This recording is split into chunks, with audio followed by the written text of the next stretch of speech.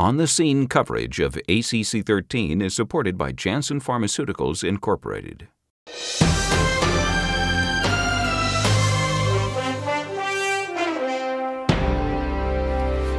We had new information here at the late-breaking clinical trials on the PARTNER trial, two different components of it. Presented today were the 3-year results from the PARTNER's part of the cohort that was the TAVR versus surgery, with the 3-year outcomes looking very, very good.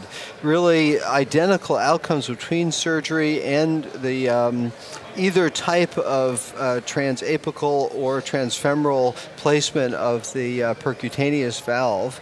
They had an echo sub-study that looked very good, similar outcomes. And so I think this was very reassuring to me as someone who sends people down to the cath lab that the valves weren't falling apart after 3 years.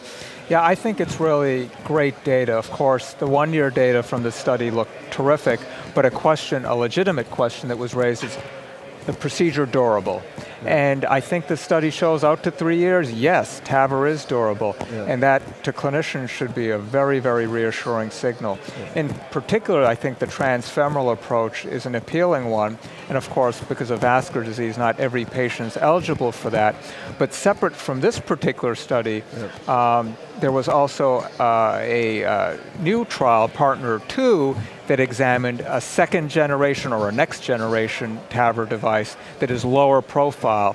Okay. And what that study showed was compared to the older version, and in fact it wasn't really the older version, it was an improved older version. So this is almost a 3rd generation device, that there was a reduction in vascular complications that was pretty large and pretty significant.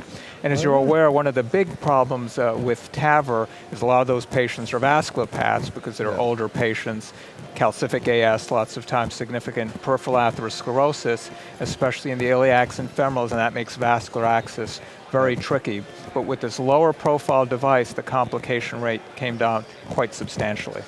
Well, that's terrific because, the notion of transapical is a little kind of, it's a big operation. You think, well, maybe if they can tolerate a transapical thing, why not just do the regular aortic valve replacement? But if then more people can have this new device, it's pretty amazing the number of people that get sent from all over New England to the Brigham, for this. Right. So, I think we're at a really exciting time in TAVR where things are starting to take off. The technology is improving. There are further iterations of the technology, and I can imagine, based on data from the future, that there will be indication creep, but appropriate indication creep. So right now the major focus in clinical practice is on patients who are truly inoperable, but I can see that moving towards not just high-risk surgery patients, but moderate-risk patients. And those trials are ongoing and planned for a variety of devices, but the field's moving rapidly. Yeah.